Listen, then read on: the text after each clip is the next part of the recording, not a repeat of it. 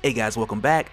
So now we are getting into Web of Venom Empyre's End, which much like many of the other Web of Venom one-shots, it fills the gap taking us from one event to the other. But also with doing so, it gives us a bit more of an explanation to that cliffhanger we had seen at the conclusion of Venom Beyond, with explaining the darkness stretching throughout the galaxy, which at this point is very early on, being that it's about a year and a half before, but essentially this is the story of that problem being discovered. And with that said, let's get into it. But first, if you're new to the channel, be sure to subscribe to catch the spills every week, and don't forget to hit that bell up top so we can squat up in the comments for the first hour.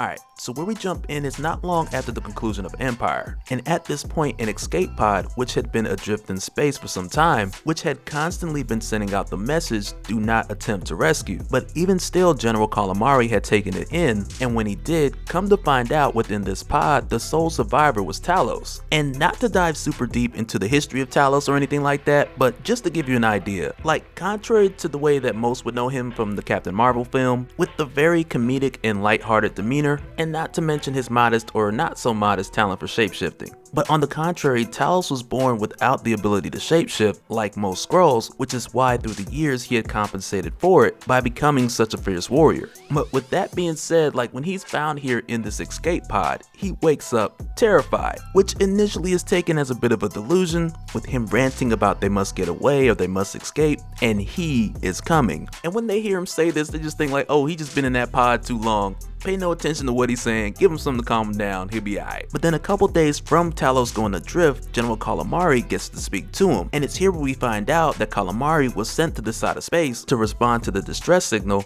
near the planet of Narad, to where he was expecting to find Talos and his whole crew. Because prior to this point, Talos had been sent here by Emperor Hulkling to investigate a number of outposts that had ceased to respond. And for each one of these stations that were either an outpost or a small colony, they had gone dark within an order which had seemed to lead in like a line or a trajectory, which is why Talos was sent out here with a small crew to physically take a look and really just assess what was the cause of all these blackouts, which initially they thought was some type of just malfunction or communication error. And this is what leads Talos into like the story time, where he tells General Calamari like everything that had happened up until this point. And among the crew that he was sent here with, you have Captain Avram, Ethan Edwards, who at one time had like the Superman story, sent to Earth on a small ship, worked for the Daily Bugle, raised on a farm, but as you may have guessed, he didn't turn out to quite be the symbol of hope. But then you also got Ki Ya, who used to be navigator for the Starjammers, and then Tarna, who you may recognize from Venom Space Knight, who was part of the Agents of the Cosmos.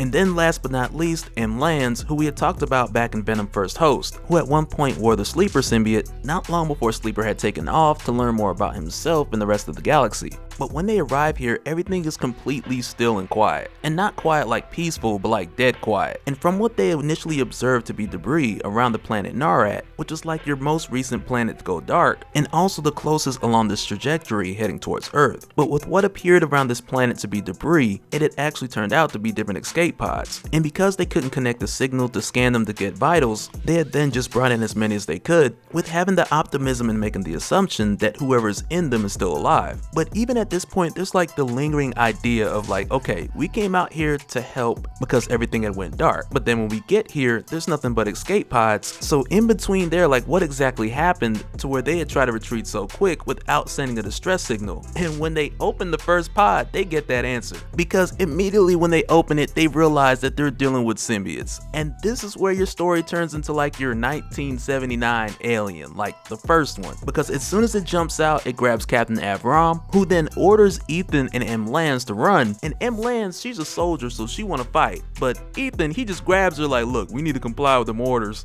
and get the heck out of here, which once again kind of lets you know how the Superman thing didn't work out. But just right after this, they take off and they try to seal off the symbiote that they had just let out the pod, but it's not working because this is a symbiote and it's finding its way through every crack and crevice and staying like right behind them. And as a result, Ethan gets snatched, but M. Lands has to leave him because she at least has to stay alive long long enough to get the message to Kia, who's still outside, to let him know not to bring any more of these pods in. And as she's trying to reach out to him on the comms, like it's just like a Ridley Scott film, it's crazy. But she's trying to reach out to him and her voice is like breaking up. But as she's trying to warn him, these huge shadows, like dragon-shaped shadows, fly over his head, and when he turns around, he sees like half a dozen symbiote dragons, not in the distance, but like they right there. And it's not like the situation to where there's like sound in space and he could have heard them coming, and by the time he realizes what's actually happening, it's too late. And he even tries to radio in to Captain Avram, but of course he's out of the picture, and in the case of Kia, with little to no time to do anything, he's killed before he even fully realizes what's going on. But with M lands when she makes her way back to the bridge, and she immediately finds out what had happened to Kia. And immediately she tells Talos and Tarna like, yo, we gotta go. But even with them trying to make their escape, like these dragon symbiotes, one after one, they start to latch onto the ship, overpowering the thrusters and keeping it from moving, and with doing so eventually breaching their way in. But even while telling this story, Talos, who's once again telling this story to General Calamari, he admits that these symbiotes are nothing like anything that either M lands or Tarna have ever seen, and just off of the merit of their brute strength and aggression, which says a lot because like in the case of M lands, I wouldn't say that she has a lot of experience with symbiotes, so I wouldn't hold a lot of gravity to her comparison, but in the case of Tarna, like she's seen a lot, especially in the case of the Agents of the Cosmos, because that group had been formed from a number of symbiotes who had bonded with hosts from different species across the galaxy, and with bonding with these hosts, a number of these symbiotes took on their good traits, and eventually a number of them formed a group who would serve the betterment of life in space, which then became the Agents of the Cosmos. But even still, these dudes were like Old Testament, because they would then bring symbiotes back to Clintar, who they had deemed had been led astray, and from there they would undergo some harsh trial, and if you pass, they'll connect you to their hive, and then determine whether you're fully cleansed, or how and if that symbiote needed to be cleansed, which was pretty hardcore, and even at one point she was a part of that cause, and because of that she had seen a lot. But even at that time, which was pre-Knull, retcon, anything, those symbiotes had been a part of a hive that was separate from Knull, and in comparison to all the symbiotes from Clintar who are now reconnected with him, they just pale in comparison as far as strength and aggression, being that they're now reconnected to the source. But then it's also here where we see Ethan Edwards, who had been caught by one of the symbiotes, and as a result he's been bonded and taken over. But at this point, the other symbiotes who had broken down and made their way into the ship, they had essentially chased Talos and the others into a corner, and they had desperately tried everything they could to keep him back, but it didn't work, even to the point of cutting off the artificial gravity, and they would just bond together and adapt to it. But at this point, aside from this, like their plan is to at least make it to the cargo hold, because before they left the bridge, they had set the ship to self-destruct. So in that case, best case scenario, they can make their way out and kill everything here. But they still got to get to the cargo hold first. But before they can make their way there, the symbiote that had taken over Ethan Edwards, he confronts M lands and offers her the opportunity to be rebonded with another symbiote, and she responds quickly that she'd rather die. And the symbiote's like, oh, that's your choice, alright. And she looked real surprised, like she ain't just say that. But continuing on with the tradition of leaving people behind, and I say it with plenty of sarcasm, but at the same time, like if they were to go back and try to save M lands, like they would surely die. And really it's more so of that case of not letting her sacrifice be in vain by trying to ensure or secure as many survivors as possible. But at this point, with it just being Talos and Tarna left, they've made their way to the cargo hold, and when they do, like this is where it began. They see Avram, who's really not himself at this point because he's slipping back and forth between saying kill me, which at that point kind of convinced Talos like maybe there's hope, maybe we can cut him down and save him. But then he switches into the voice of Knull, which for Talos is the first time hearing it, but even still, when you hear a devilish grueling voice completely taking over, you don't give him the opportunity to power up and just jump down. But with a bit of that logic, Talos then obeys the direct orders of Avram, and he continues with Tarna on their escape. And when they get to the pods, he makes sure that she leaves first, so that she can then warn the rest of the fleet so that no one else comes out here looking for them. Because if they do, essentially they'll land to the same trap, trying to figure out what happened here, trying to save who they can. And for that reason, Talos makes sure that Tarna gets away, and with doing so really just hoping that her pod makes it through the symbiotes wrapped around the ship,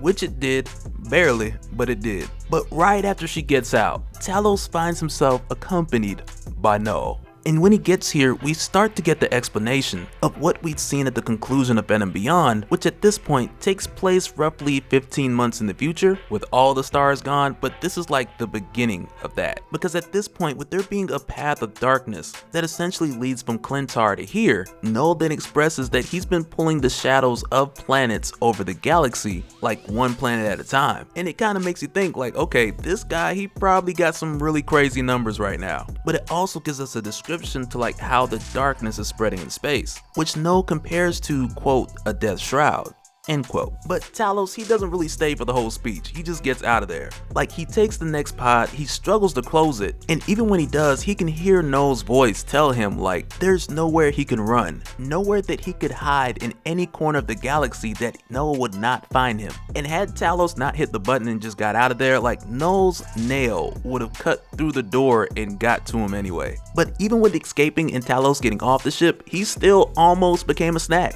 because another symbiote dragon was outside who nearly was about to chomp down on the pod, but then it didn't once the self-destruct sequence had completed. And that in itself was a close call, because Talos barely died just trying to get out of there. Like, had he launched any later or failed to launch at all, like, it would have been a wrap. And with destroying his ship, it was in hopes that he would have killed everything on it. But after that, then coming back to your present day, he then tells General Calamari like the distress signal that you were responding to, like the message was literally a warning. And really it was, and it was clear. It said do not attempt to rescue. And I'm not even sure like at this point if it really clicked in the mind of General Calamari, because when he first woke up Talos, like some of Talos' first words were like, it's too late, we're already dead. And General Calamari had thought that Talos was talking about his crew, his former crew.